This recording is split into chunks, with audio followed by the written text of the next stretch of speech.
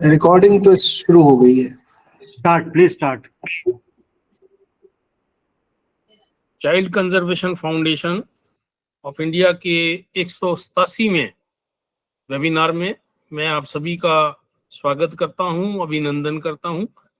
जैसा कि हमें विदित है कि पूरे देश से stakeholders, child well wishers इसमें जुड़ते हैं और चाइल्ड कंजर्वेशन फाउंडेशन के माध्यम से एक विशिष्ट अतिथि, एक सब्जेक्ट का एक्सपर्ट अपने व्यूज सिलेक्टेड सब्जेक्ट के ऊपर हमारे साथ शेयर करता है और हम लोगों के ग्रीवेंसेस को एड्रेस करता है।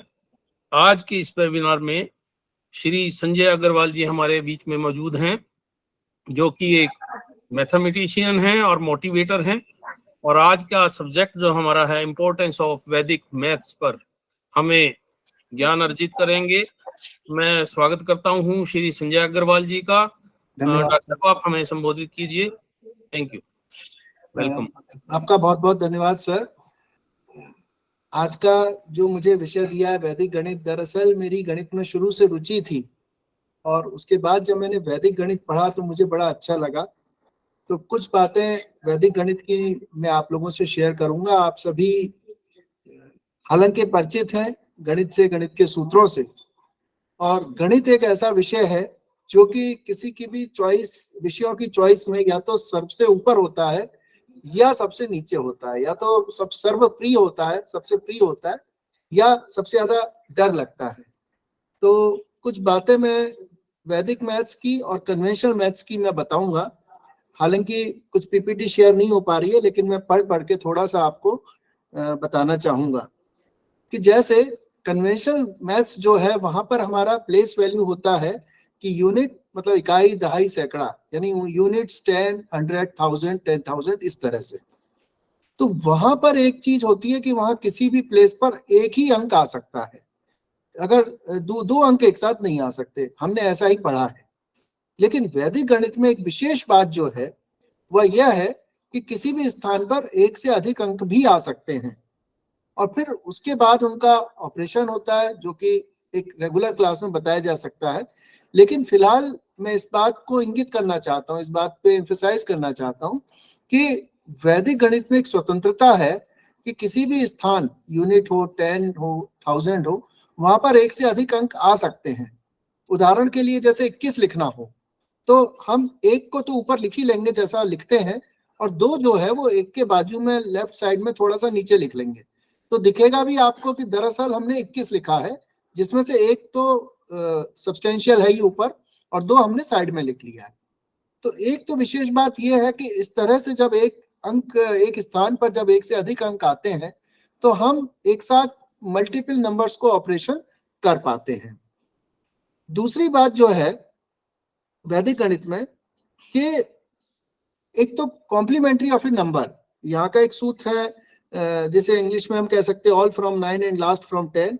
उसका संस्कृत का जो स्वरूप है वो ये है कि निखिलम नवतः चरमम दशतः, मतलब सभी को 9 में से और आखिरी को 10 में से। आखिरी मतलब यहाँ पर राइट हैंड साइड है।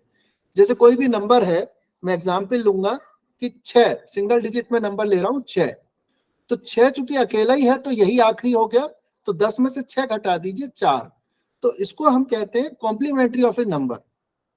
तो सिंगल डिजिट में 10 में से घटा, अब मान लीजिए कि कोई नंबर है 26, तो यहाँ का लास्ट है 6 और शुरू के बाकी नंबर में आता है 2, तो हम शुरुआत करेंगे लेफ्ट और आखिरी करेंगे राइट साइड से। तो 9 में से 2 गया तो 7 और 10 में से 6 गया 4, तो 26 का कॉम्प्लीमेंट्री नंबर हो गया 74। वैदिक गणित में इन कॉम्प्लीमेंट्री नंबर्स की बहुत आवश्यकता होती है। इसी तरह एक और एग्जाम्पल ले लेते हैं 146, यानी 146। अच्छा, बोलने में आसानी होती क्योंकि हम अंकों पे ऑपरेशन कर रहे हैं, 3 अंक हैं, तो 146 को हम यहाँ पढ़ेंगे 146, और जब हम 146 पढ़ेंगे तो हम कॉम्प्लीमेंट्री निकालना है, तो 1 को हम 9 में से घटाएंगे, 4 को भी 9 में से घटाएंगे और 6 को हम 10 से घटाएंगे। तो जब 1 को 9 से घटाएंगे तो मिल जाएगा 8, 4 को 9 में से घटाएंगे तो मिलेगा 5 और 6 को 10 में से घटाएंगे तो मिलेगा 4, यानी 146 का कॉम्प्लीमेंट्री नंबर हो गया 854। तो कॉम्प्लीमेंट्री नंबर की क्या विशेषता है कि जब दो कॉम्प्लीमेंट्री नंबर को जोड़ दिया जाता है तो आपको एक बेस नंबर मिल जाता है। जैसे कन्वेंशनल में हमारी प्रणाली है दशमलव प्रणाली, यानी डेसिमल नंबर सिस्टम। तो हमारे अंक हैं 1 2 3 4 5 6 7 8 9 और 0। इन्हीं 10 अंकों से मिलकर हमारा पूरा नंबर सिस्टम ऑपरेट होता है, इसीलिए उसको डेसिमल नंबर सिस्टम कहते हैं। तो डेसिमल नंबर सिस्टम का बेस है 10, लेकिन 10 के अलावा भी बेस नंबर जो होते हैं, 10 की जितनी भी पावर्स हैं, सपोज 10 है, 10 के स्क्वायर करेंगे 100 आएगा, तो 100 भी एक बेस नंबर है, और 1000 आएगा 10 की पावर 3, तो 1000 भी एक बेस नंबर है। यानी जितने भी नंबर्स हमको 10 की पावर से मिलते जाएंगे वो सभी हमारे लिए बेस नंबर हैं। और कॉम्प्लीमेंट्री नंबर्स को जब जोड़ दिया जाता है तो हमेशा हमको बेस नंबर मिलता है। एक अहमियत इसकी ये है। एक दो छोटी छोटी रीति नीति मैं बता देता हूं। जैसे गणित, अच्छा हमारी पीपीटी चल नहीं पा रही ना, अगर चलेगी तो दिख जाएगा कोशिश करने से। तो जब तक मैं ओरली बोलता हूं कि सपोज किसी भी नंबर को ऐसे अंकों से गुणा करना है जिनमें 9 9 9 हो, और अभी वैसे तो हर किस्म की उसमें वो है कि संभावना, 3 संभावना है, तीनों के लिए लागू है, लेकिन मैं उनमें से, चूंकि ओरल कर रहे हैं हम लोग, मौखिक तौर पर कर रहे हैं, तो मैं छोटा सा एग्जाम्पल लेता हूं कि अगर मल्टीप्लायर मल्टीप्लिकेंट, मैंने दो संख्या है, एक तो कुछ भी हो सकती है लेकिन दूसरी जो है वो 9 9 से मिलकर बनेगी। तो मान लीजिए कि पहली संख्या मैंने एग्जाम्पल के लिए 74 ले ली, 74, और तो उसके करस्पॉन्डिंग दूसरी संख्या अनिवार्य रूप से आएगी 99। आप आए भाई बढ़ा चले गए, आप रुक गए नहीं। चाबी जी, तो 74 में हमको 99 का गुणा करना है, 74 में 99 का गुणा करना है। तो इसका तरीका बड़ा सिंपल है। कन्वेंशनल मैथ्स में तो हमको 3 स्टेप लगेंगे, पहले एक 9 का गुणा करिए, फिर दूसरी बार 9 का करिए, फिर दोनों को जोड़ दीजिए। यहाँ पर हमको जो अभी हमने कॉम्प्लीमेंट्री पढ़ा था उसका बड़ा फायदा मिलेगा। तो पहली बात तो कॉम्प्लीमेंट्री का फायदा। दूसरा क्या है कि ये जो वैदिक गणित के जब हम सॉल्यूशन निकालते हैं, इसमें खास बात ये होती है कि एक तो सिंगल लाइन सॉल्यूशन आपको डायरेक्ट मिल जाता है। दूसरी बात यह है कि कन्वेंशनल में हम हमेशा राइट टू लेफ्ट ऐसे जाते हैं, लेकिन इसमें हम लेफ्ट टू राइट भी जा सकते हैं। तो 74 और 99 है, इसके जो उत्तर हैं इसके दो हिस्से होंगे। 70 लेफ्ट साइड और राइट साइड कर लेते हैं सुविधा के लिए। तो लेफ्ट साइड में क्या आएगा, जो 74 है उसमें से हम एक कम कर देंगे, मतलब 74 है तो एक कम कर दिया 73, तो 73 हमारे लेफ्ट साइड में आ जाएगा। आंसर का जो लेफ्ट वाला हिस्सा है उसमें हम 73 लिख लेंगे। और राइट साइड के लिए क्या है कि कॉम्प्लीमेंट्री ऑफ दैट नंबर, यानी 74 है तो निखिलम नवतः चरमम दशता, मतलब all from 9 and last from 10। इसी सूत्र का उपयोग करते हुए 7 को हम 9 में से घटाएंगे यानी 2 आएगा, और 4 को हम 10 में से घटाएंगे यानी 6 आएगा, तो ये हो गया 26। तो हमारा उत्तर बनेगा 73, 73 on the left side and 26 on the right. पूरा नंबर हो जाएगा 7326। ये हमारा सीधा सीधा उत्तर आ गया मल्टीप्लाई करने से। तो 99 का मल्टीप्लिकेशन सिंपल है। इसी ढंग से 999, सपोज हमारी संख्या है 631, 631, तो लेफ्ट साइड में एक कम करेंगे 630 आ जाएगा, और 631 का कॉम्प्लीमेंट्री आएगा 369, तो 630369। अभ्यास से ये चीजें बनने लगती हैं। तो इस प्रकार से हम सिंगल लाइन में बड़ा बड़ा मल्टीप्लिकेशन भी कर सकते हैं। यहां पर मैं यह भी कहना चाहूंगा कि कन्वेंशनल मैथमेटिक्स में मल्टीप्लिकेशन की सिर्फ एक विधि लागू है, जबकि यहाँ पर अलग अलग ढंग के सवाल जो हैं उनको जब हम उपयोग करें, उनका प्रयोग करें, तो अलग अलग विधियां हमको मिल जाएंगी। जैसे चूंकि ऑनलाइन सेशन है तो मैंने अभी एक ही विधि का जिक्र किया है, 99। इसी प्रकार अन्य जो विशेष प्रकार की संख्याएं हैं, फॉर एग्जाम्पल 11 है, 111 है, 1111 है, 111 से बनने वाली संख्या है, 222 से बनने वाली, ऐसे करके जितनी भी प्रकार की वो संख्याएं उनका भी हमको जो है आधार मिल जाएगा। तो एक और हम 999 का एक और आखिरी एग्जाम्पल ले लेते हैं, 238 इंटू 999। तो लेफ्ट साइड में 238 से एक कम करके आ जाएगा 237।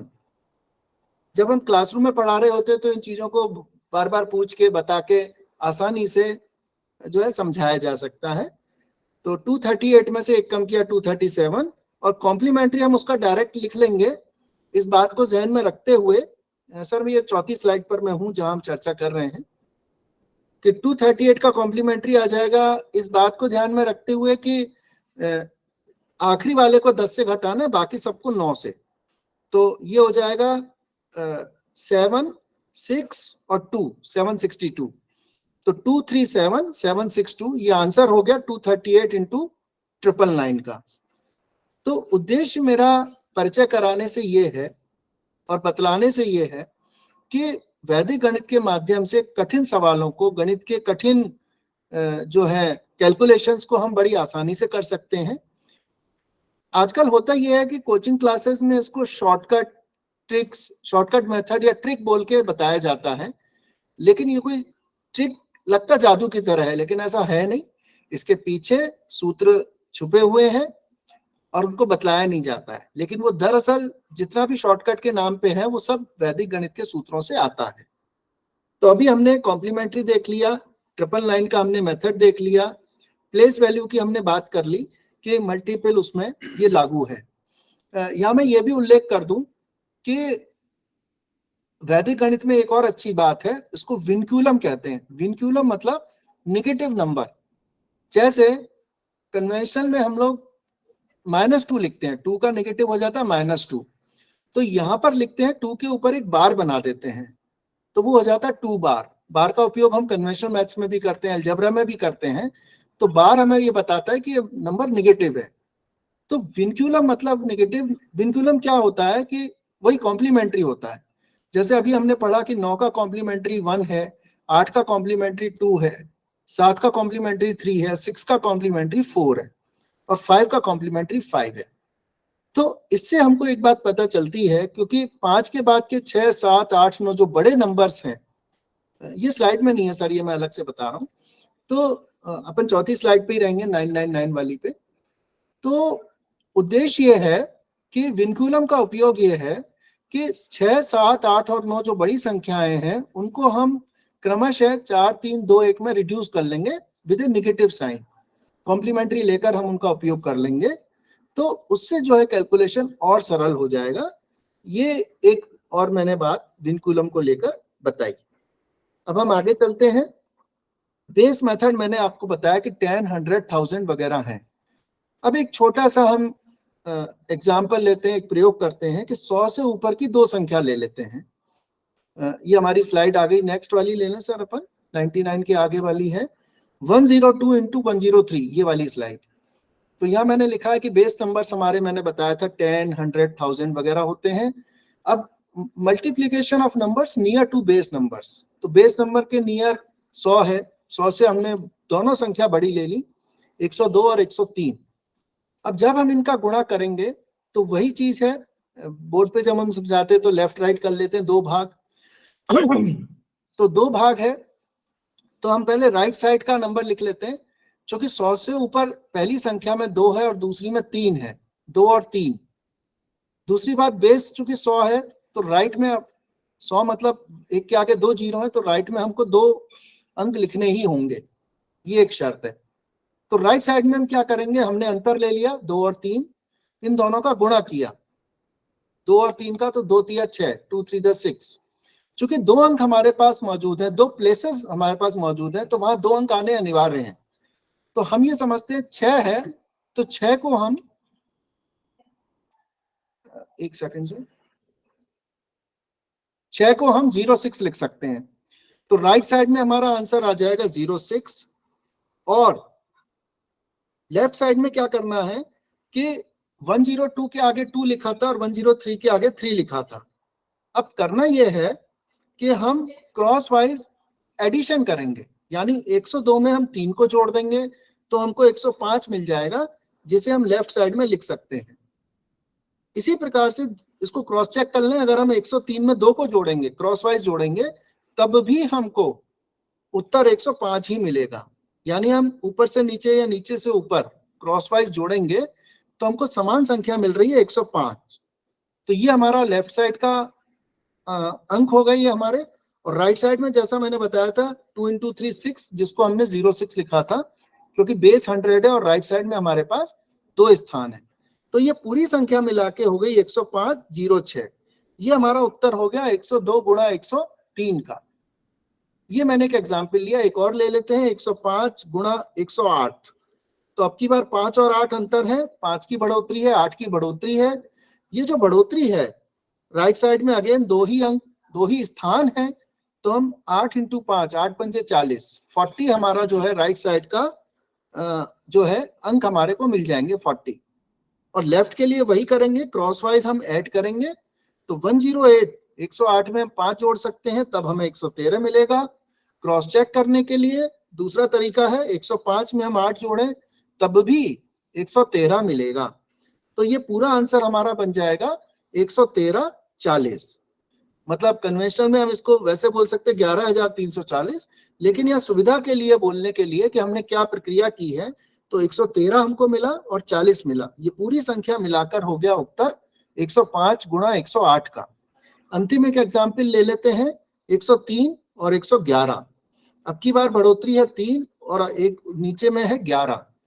तो राइट साइड में 33 आएगा। बहुत आसान है, हमने देख लिया कि जो बढ़ोतरियां होती हैं उनका आपस में गुणा कर दिया जाता है। लेफ्ट के लिए हमको क्रॉसवाइज जोड़ना है, अर्थात 111 में 3 जोड़ेंगे तो 114 मिल जाएगा। इसी चीज को वेरीफाई करने के लिए 103 में हम 11 जोड़ें तब भी हमको 114 मिल रहा है। तो 103 into 111, इसका उत्तर हमारा हो गया 114 33, यानी 11433। तो इस प्रकार से एक सुविधा ये है कि हम लोग लेफ्ट टू राइट भी चल सकते हैं। मतलब अगर हम पहले 111 और 3 जोड़ें तब भी 114 मिलेगा। तो एक ही सवाल को करने के लिए अलग अलग हिस्सों के अलग अलग विधियां हैं, और उससे सुविधा यह हो रही है कि हम तुरंत ही, तत्काल ही ओरली हम उत्तर पे पहुंच जा रहे हैं।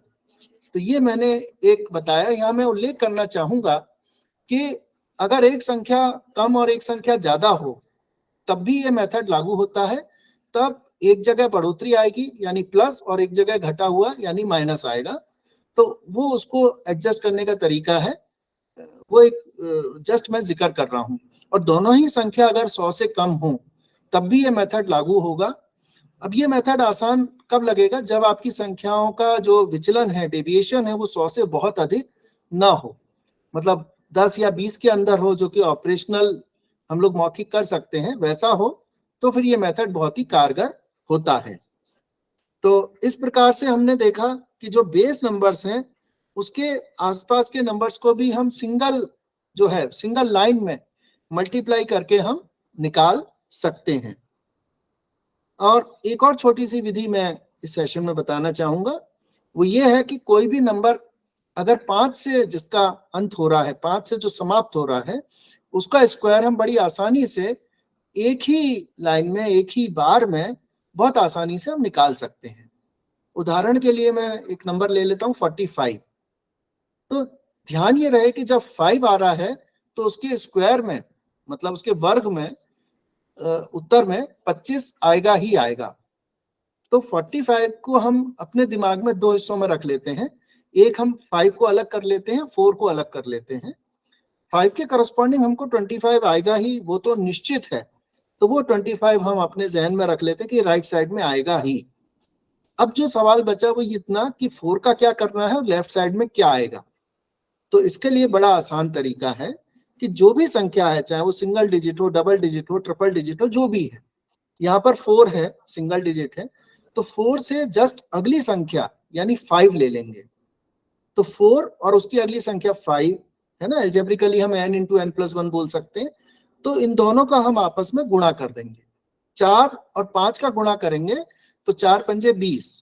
तो अब ये संख्या हो गई 20, और अपने पास राइट साइड में 25 था ही, पूरी संख्या हम पढ़ेंगे 20, 25। मैं बार बार ये इंगित कर रहा हूं कि पढ़ने की सुविधा ये बता रही है हमें कि नंबर तो 2025 ही है, लेकिन 20 कहां से आया, 4 पंजे 20 से 20 आया है, और 25 कहां से आया, वो 5 का स्क्वायर करने से 25 आया है। तो ये जो नियम है ये सिर्फ 5 से समाप्त होने वाली संख्याओं पर ही लागू है। अन्य संख्याओं के लिए अलग मेथड है, जो है डुप्लेक्स मेथड है, किसी भी संख्या का जनरल मेथड भी है, तो उससे भी निकाल सकते हैं। चूंकि सेशन में थोड़ा सा मुझे परिचय वैदिक गणित का कराना है, थोड़ी सी बात में गणित की भी करूंगा, तो 45 का हमको 25 उत्तर मिल गया है। इसी तरह से हम 85 एक एग्जाम्पल ले लेते हैं। तो 85 में 25 तो आसानी से आ जाएगा, कोई कहने की ज्यादा बात नहीं है। 8 का प्रयोग क्या करना है कि 8 से अगली संख्या ले लेनी है 9, तो 8 नाम 72, तो 72। तो 85 का स्क्वायर की वैल्यू हो गई 7225। ये पढ़ने की आसानी हमें बताती है कि किस प्रक्रिया का उपयोग करके हम यहाँ तक पहुंचे हैं। एक संख्या और ले लेते हैं 115, 115। अब यहाँ पर 5 अलग कर लिया, 11 अलग कर लिया, 5 के बदले में हमको 25 उत्तर में मिलेगा, वो लिख लिया राइट साइड। 11, 11 का गुणा हमको 12 से करना है, तो 11 इंटू 12, पहले 11 का स्क्वायर अगर हमें याद है 121 और उसमें 11 जोड़ा तो 132।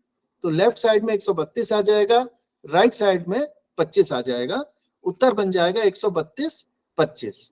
यानी बड़ी आसानी से हमने जो 3 डिजिट्स हैं 115, 115, उसका उत्तर निकाल लिया वर्ग करने के 132 और 25। इसी तरह आखिरी एग्जाम्पल ले लेते हैं 155, 155। अब यहाँ पर जो आखिरी का 5 है, भले ही 2 5 है, लेकिन हम आखिरी का 5 अलग रख लेंगे, जिसके अगेंस्ट हमको 25 मिल ही जाएगा, निश्चित है वो। तो बची हुई संख्या हमारे पास रह गई है 15। तो 15 इंटू 16 हम गुणा करेंगे, तो 15 इंटू 16 निकाल सकते हैं टुकड़े करके। 15 का स्क्वायर है 225, उसमें 15 जोड़ा 240। तो 15 इंटू 16 हमको मिल गया है 240, और उत्तर 115 का जो वर्ग हम कर रहे हैं तो उसका उत्तर मिल गया है 240 और 25। तो इस प्रकार हमने देखा कि वैदिक गणित की रीतियों से बहुत छोटे छोटे मैंने एग्जाम्पल लिए हैं ऑनलाइन सेशन की वजह से, और ये बतलाने के लिए कि वैदिक गणित की शक्ति क्या है, कितने तरह के इसमें मेथड्स हैं जो काम आ सकते हैं। 2 विशेषताएं मैं दोबारा यहाँ उल्लेख करूंगा जो कि कन्वेंशनल मैथ्स में नहीं है। वो पहला तो ये है कि एक ही स्थान पर कन्वेंशनल में एक ही अंक आता है, लेकिन यहाँ पर ज्यादा अंक आते हैं। और दूसरा विनक्यूलम यानी नेगेटिव नंबर्स, वो भी इसके लिए बड़े यूजफुल है। अब हम इस सवालों का क्रम खत्म करते हुए अपनी बातचीत को आगे बढ़ाते हैं। मैथ्स जो है, चूंकि एक विषय ये भी था कि गणित का भय दूर भगे, तो पहले तो हम ये समझ लें कि सब लोग जानते हैं बचपन से जब बच्चा बोलना सीखता है, माँ के बाद जो बोलना सीखता है, तो उसको सीधा हम ABCD सिखाते हैं और साथ में 1 2 3 यानी 1 2 3 हम सिखाते हैं। तो ये महत्व है नंबर्स का कि ये सबसे पहली जो भाषा बच्चे की निकलती है वो गणित के नंबर्स को लेके निकलती है, हम सबका ये अनुभव है। तो गणित को मैं अपने रूप में कहता हूँ it is playing with numbers, कि नंबर्स के साथ जितना हम खेल सकें, प्ले कर सकें, नंबर्स का आपस में समझ सकें, उतनी ही गणित हमारे लिए आसान होगी। दूसरा मैंने लिखा है understanding nature of numbers. Numbers के प्रकार हमने पढ़े हैं शुरू से, ऑड, इवन, और ये मजे की बात है कि बीच में जब पेट्रोल की कमी थी और दिल्ली में भी जब गाड़ियां चल रही थी तो बोले ऑड इवन नंबर। तो गणित की जो नंबरों की जो है विशेषता है वो सब हमारे आम जीवन के बोलचाल में भी आती है कि understanding the numbers, prime number क्या है, कंपोजिट नंबर क्या है, ऑड इवन क्या है, इस तरह के नंबर्स की जो है वो हम उनकी परिभाषा देखते हैं, उनका स्वरूप देखते हैं। फिर मैंने लिखा इंटरकनेक्शन। यस, नंबर्स का आपस में इंटरकनेक्शन है। फॉर एग्जाम्पल अगर हम देखें कि 4 और 8 हमारे पास 2 संख्याएं हैं, तो हम इसको बहुत प्रकार से व्यक्त कर सकते हैं कि 4 में अगर 4 जोड़ा जाए तो हम 8 तक पहुंच सकते हैं, 4 में गुणा कर दिया जाए 2 का तो हम 8 तक पहुंच सकते हैं। वगैरह वगैरह। तो नंबर्स का आपस में इंटरकनेक्शन होता है, नंबर्स के आपस में ऑपरेशंस होते हैं। जब हमने शुरू में नंबर्स पढ़े तो हमने commutative law, distributive law, associative law, ये सब हमने पढ़े। और ये सारे जो शब्द हैं, डिस्ट्रीब्यूटिव, एसोसिएटिव, कम्यूटेटिव, ये अंग्रेजी के जो सामान्य अर्थ हैं इन शब्दों के, उसी प्रकार से इनका ऑपरेशन गणित में भी होता है। तो ये एक बहुत बड़ा इंटरकनेक्शन है कि जो भाषा के शब्द हैं और उनके जो अर्थ हैं, ठीक वैसे ही अर्थ हम गणित में भी उपयोग में लाते हैं। एक और बात है, जब गणित में हम पढ़ते हैं नंबर्स या अन्य चीजों को पढ़ते हैं, तो वहां पर डेफिनेशन यानी परिभाषाओं का बड़ा महत्व है। किस प्रकार से हम चीजों को परिभाषित करते हैं, डेफिनेशन हम उनकी देते हैं, और उसी डेफिनेशन से, सर पिछली स्लाइड पे हम लोग रहेंगे, ऑपरेशन के नीचे था डेफिनेशंस और स्पेसिफिकेशन, कि हम वहां पर बड़ा स्पेसिफाई करते हैं। मैं छोटा सा एग्जांपल देना चाहूंगा कि जैसे सेट थ्योरी सबने पढ़ा है, या 10th में भी सेट तो आ ही जाता है। तो set is a collection of well defined objects. तो इस तरह की जब परिभाषा है तो हमको समझ में आता है कि what is a set, it is a collection, then it is a collection of objects, then it is a collection of well defined objects. तो इस प्रकार की चीज से हमको एक समझ डेवलप होती है, एक अंडरस्टैंडिंग डेवलप होती है। इसी तरह ज्योमेट्री में कई बार कंडीशंस होती हैं, तो बड़ा अच्छा एक फ्रेज आता है, वो होता है नेसेसरी एंड सफिशिएंट, कि इतना ही नेसेसरी है, इतना ही आवश्यक है, और जो ही वो आवश्यक पूरी हुई तुरंत अगला शब्द आ जाता है सफिशिएंट, कि इतना ही पर्याप्त है। तो आवश्यक और पर्याप्त का जो समागम है वो एक ही बिंदु पर है। तो गणित में तो ये हो जाता है, वास्तविक जीवन में शायद इसमें बहुत बड़ा गैप होता है हमारी आवश्यकता में और हमारी संतुष्टि में या पर्याप्तता में। तो एक और है यूनिफॉर्मिटी ऑफ रिप्रेजेंटेशन, कि गणित में एक अच्छी बात यह है कि सभी जगह ये यूनिफॉर्म है। जैसे मान लीजिए पाइथागोरस थ्योरम है, या square roots of a quadratic equation है, या जो भी चीज हम गणित में पढ़ते हैं उसकी पूरी यूनिफॉर्मिटी है पूरे विश्व में हर जगह। तो गणित का सार्वभौमिकता, गणित का सबसे बड़ा उपयोग इन बातों को लेकर है। इसके बाद हम आगे चलते हैं, अगली स्लाइड में आ जाएंगे। तो मैथ्स के एक दो मीनिंग और मैंने लिखे हैं, वो है it's a language of science. आजकल आप देखिए कि जो लोग गणित से डरते हैं वो 10th में कई बार गणित ना पढ़ना पड़े इसलिए बायोलॉजी ले लेते हैं, बायोलॉजी लेने के बाद वो होशियार हैं तो डॉक्टर भी बन जाते हैं। बट अगेन घूम के आज तो आप देखें डॉक्टरी में भी ज्यादातर चीजें मशीनों से काम हो रहा है, वहां भी जो है गणित का बहुत उपयोग है। तो किसी भी प्रकार की साइंस हो, फिजिक्स जैसे सबको पता है, फिजिक्स पढ़ते हैं तो उसमें भी जो है वो कहा जाता है कि जितनी भी मैथमेटिकल फॉर्मूले हैं, जितनी मैथमेटिकल एप्लीकेशंस हैं, वो हम फिजिक्स को पढ़ते समय उनका उपयोग किया ही जाएगा। तो it's a language of science. It is one of the strong indicator of logic and intelligence. One of the, ऐसा नहीं कि सभी कुछ है, लेकिन ये मैथमेटिकल एबिलिटी जो है ये निश्चित रूप से हम सब में लॉजिक को डेवलप करती है, इंटेलिजेंस को बढ़ाती है, एक विजुअलाइजेशन हमें देती है। जैसे हमने देखा कि माना कि, अब माना कि मतलब क्या मानना है, किस चीज को क्या मानना है, फिर कैसे उसको इंटररिलेट करना है, तो इस प्रकार का एक विजुअलाइजेशन देती है। या सपोज अभी मैंने आपको 4 और 8 का एग्जाम्पल दिया था कि, या 5 और 6 का एक एग्जाम्पल ले लेते कि 5 को हमको अगर 6 बनाना है तो क्या करना होगा। 5 में अगर आप 6/5 का गुणा कर दें तो 6 बन जाएगा। तो एक नंबर से दूसरे नंबर तक पहुंचना कैसे होगा, वो सब भी गणित में एक विजुअलाइजेशन, एक इमेजिनेशन की जो कला है वो इस गणित में आती है। और शायद इसीलिए जो मैंने आगे लिखा कि compulsory in all competitive exams, मतलब आप ये देखें कि अगर कोई भी एग्जाम हो, बड़े से बड़ा यूपीएससी का हो या छोटी से छोटी पोस्ट के लिए अगर पीएन का भी कोई एग्जाम होगा, कांस्टेबल का भी कोई एग्जाम होगा, तो किसी भी एग्जाम में कोई और सब्जेक्ट हो ना हो, लेकिन अंक गणित, मैथ्स नहीं बोलेंगे उसको, अंक गणित बोलेंगे, कि अरिथमेटिकल एबिलिटी आना बहुत आवश्यक है। ये भी इसकी एक इम्पोर्टेंस है। और गणित को लेके जो मेरा भाव रहा वो हमेशा ये रहा कि लाइफ इन मैथ्स, माने गणित में जीवन है। अगर गणित को हम एक अच्छे तरीके से पढ़ पाए, पढ़ाने वाले बहुत अच्छे तरीके से पढ़ा पाए, तो वो ये बता देंगे कि गणित में कितना जीवन छुपा हुआ है। मैं एक बार का वाकया बताऊं, किसी ने बोला कि जन्म से लेकर मृत्यु तक गणित है, बिल्कुल आपके जन्म के क्षण से लेकर मृत्यु के क्षण तक। तो कैसे हुआ कि बोले कि जैसे ही बच्चे का जन्म होता है तो सबसे पहले डॉक्टर से पूछा जाता है इसका वजन कितना है। तो वजन जो हो गया वो भी अंकों में है कि 5 पाउंड है, 6 पाउंड है, जो भी है। और जब मृत्यु के बाद भी जब उसको ले जाया जाता है तो वहां भी अगर जलाने का कुछ है तो ये पूछा था कितने क्विंटल लकड़ी लगेगी। तो कुल मिला के ये तो कहने की बात थी, लेकिन हर वक्त शायद हम हर अपनी बात को रखने के लिए अंकों का इस्तेमाल करते हैं। इसीलिए अंकों से आप प्यार करें ना करें, लेकिन उनके इस्तेमाल से हम बच नहीं सकते। तो गणित में जीवन है। और आगे हम चलते हैं। उसी तरह से मैंने लिखा कि maths in life and life in maths. तो वही दोनों बातें मैंने बताई कि मैथ्स इन लाइफ है। और कैसे है कि हमारी बातचीत में, कन्वर्सेशन में भी मैथ्स है। अगली स्लाइड में वो मेंशन है कि हमारे कन्वर्सेशन, बातचीत में भी मैथ्स आता है। जैसे हम कहते हैं कि भाई वो बहुत लंबा है, अरे भाई तो कितना लंबा है? तो बताना पड़ता है भाई 5 फुट 10 इंच है या 5 फुट 11 इंच है। तो बातचीत में वो आता है। और कंपैरिजन करना है, अगर तुलना करनी है, तब भी हमें अंकों का सहारा लेना पड़ता है, गणितीय निरूपण का सहारा लेना पड़ता है कि उन्होंने कहा बहुत बड़ी जमीन है, तो कितनी बड़ी है? तो फिर बताएंगे भाई कि कम से कम 1 किलोमीटर के दायरे में है, 2 किलोमीटर के घेरे में है। तो इस प्रकार से फॉर्मुलेशन है, किसी भी चीज को हमें फॉर्मुलाइज करना है।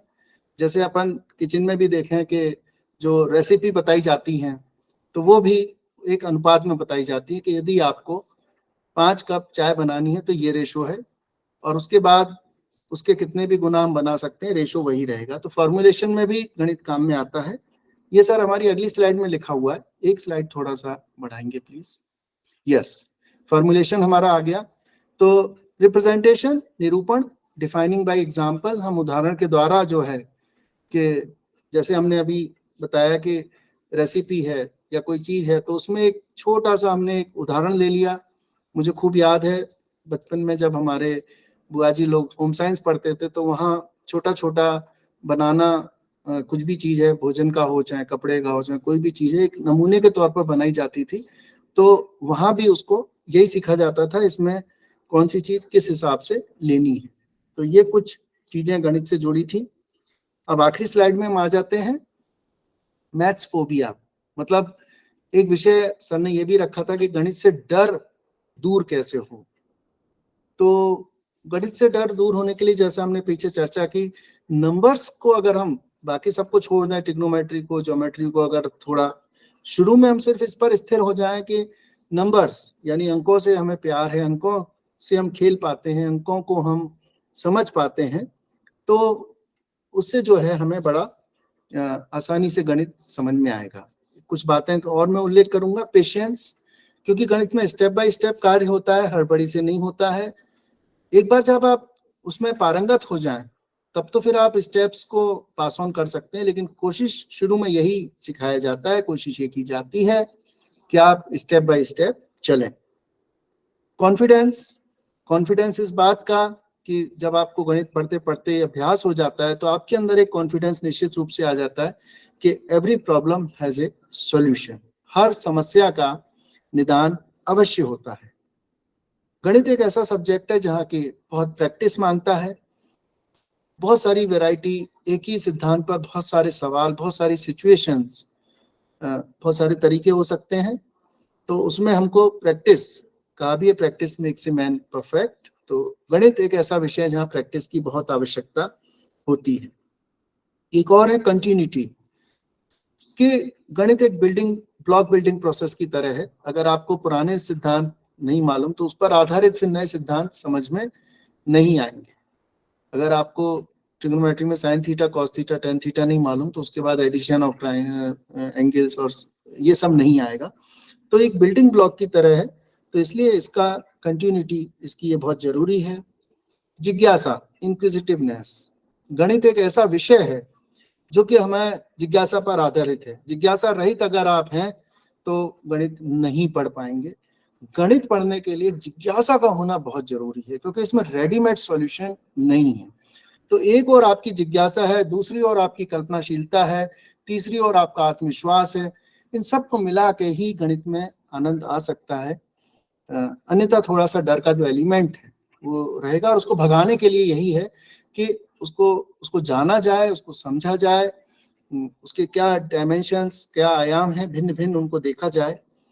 वही चीज मैंने आगे लिखी है, finding all possible solutions, finding all possible options, कि क्या क्या ऑप्शंस हैं, है ना। जैसे आजकल हम लोग 360 डिग्री कहते हैं, तो गणित एक ऐसा विषय है जो आपको एक 360 डिग्री का एक ओवरव्यू, एक मेगा व्यू पूरा देता है।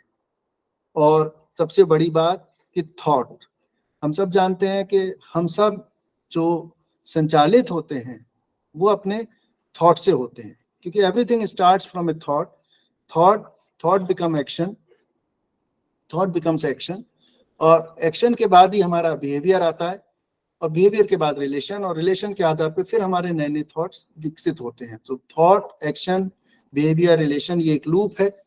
तो since everything starts with thought and maths is a subject जहां के आपके थॉट प्रोसेस को नई नई संभावनाएं, नए नए ऑप्शंस मिलते हैं, so it enhances, it enriches our thought process. तो ये कुछ बातें थी जो मैंने कोशिश की है थोड़ा सा आपको बताने की, और मुझे आशा है कि कुछ नया इंसाइट, कुछ नई बातें आपको पता लगी होंगी। आप लोगों के प्रश्न, आप लोगों के सुझाव आमंत्रित हैं। मैं धन्यवाद करता हूं। मेरा कॉन्टैक्ट नंबर स्लाइड पर लिखा हुआ है। Thank you. धन्यवाद श्री संजय अग्रवाल जी, आपने हमें बहुत ही अच्छे ढंग से कन्वेंशनल मैथ और वैदिक मैथ में डिफरेंस बताया। कन्वेंशनल मैथ के बारे में बताया कि इसमें केवल एक ही विधि लागू होती है, जबकि वैदिक मैथ में कई विधियां जो हैं, समागम है उनका, और कई विधियां इसमें लागू होती हैं।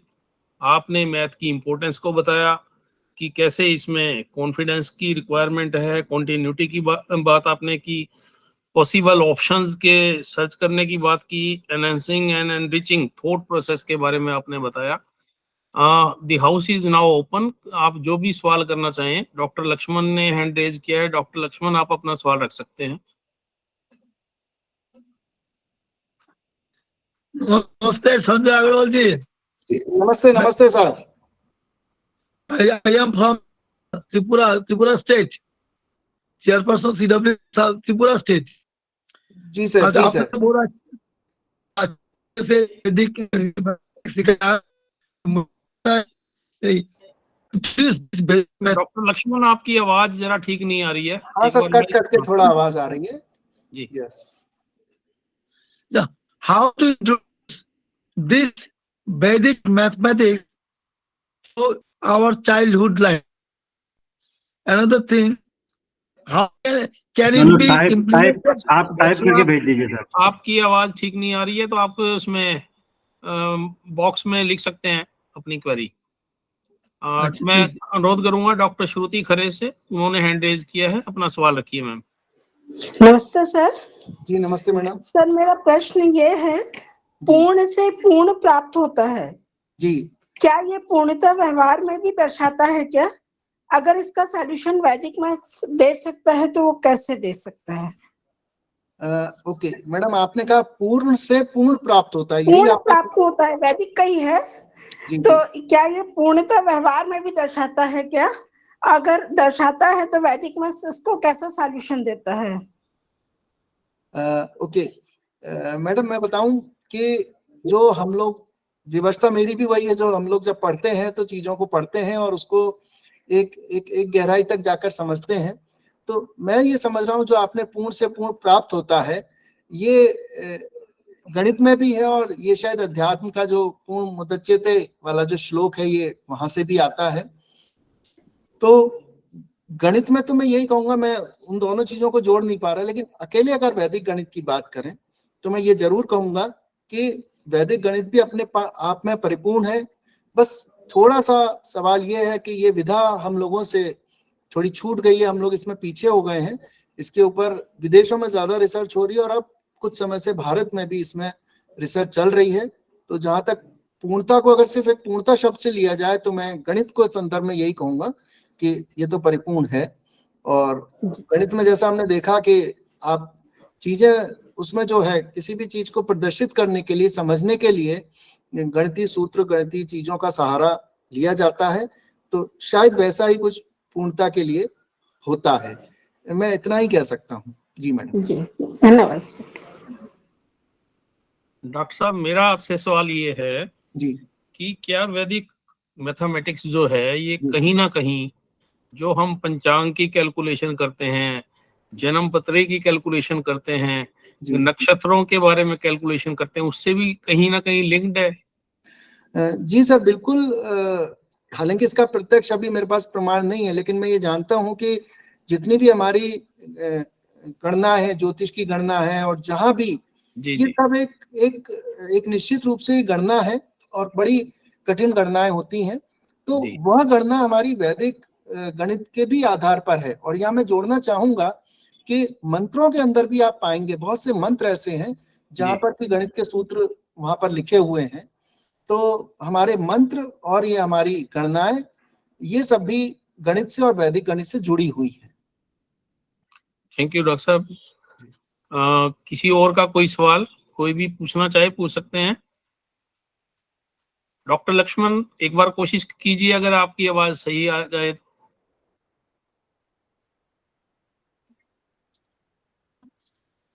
ये सुन रहा है क्या जी सर, बोलिए सर। अभी? मेरा बात मैथमेटिक का जो फोबिया है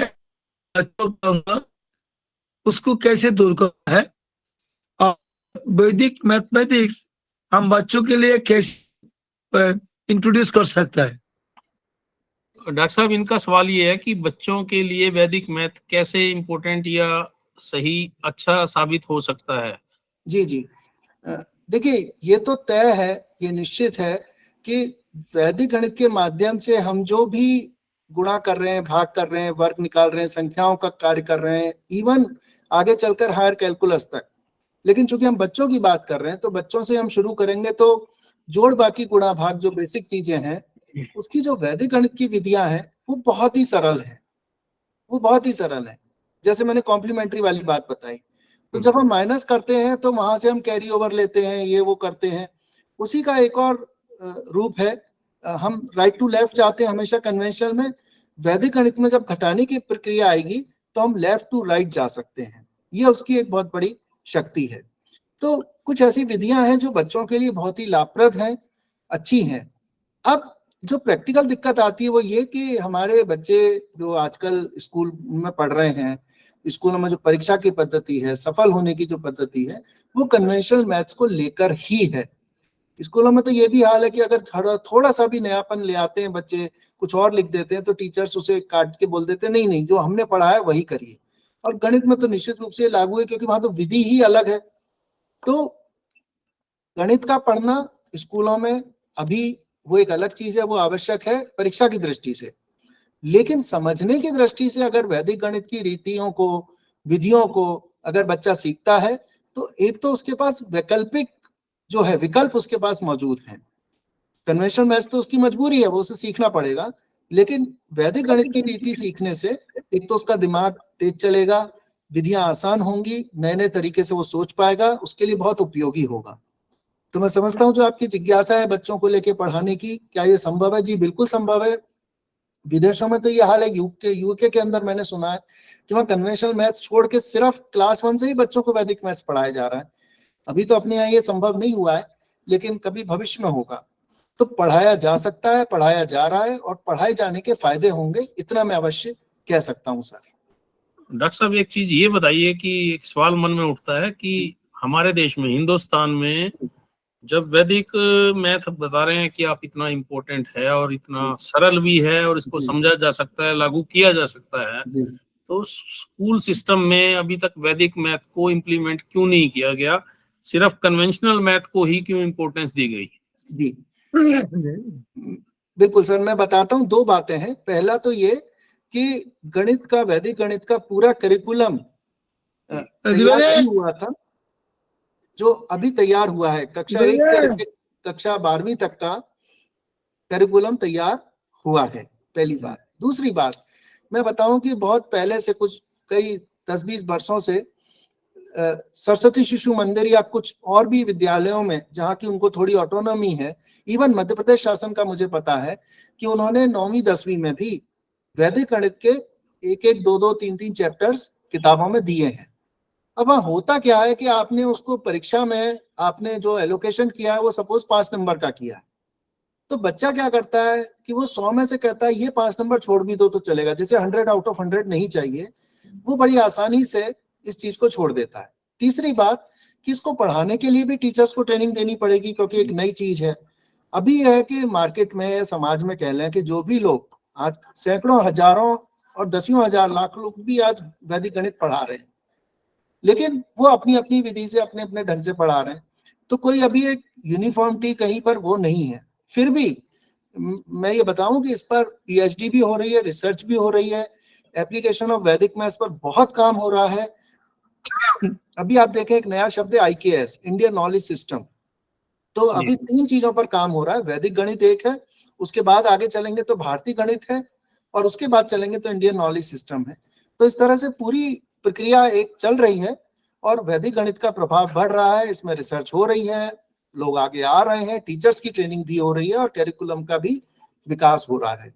तो ये इसमें कभी आपको देखने को मिलेगा, इसके विश्वविद्यालय भी बने हैं और ये हर स्तर पे इसको शामिल किया गया है। जी जी। किसी और का कोई सवाल है तो पूछ सकते हैं।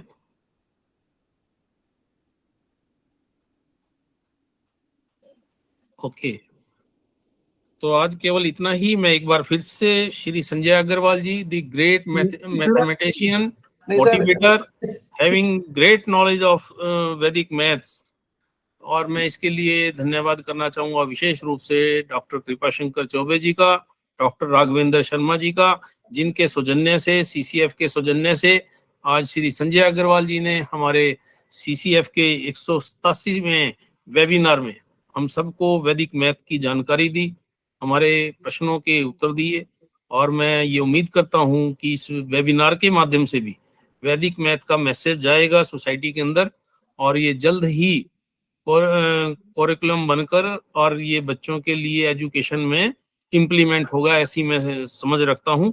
एक बार फिर से श्री संजय अग्रवाल जी का विशेष रूप से आभार, धन्यवाद। Thank you very much. मेरा भी बहुत हृदय से धन्यवाद।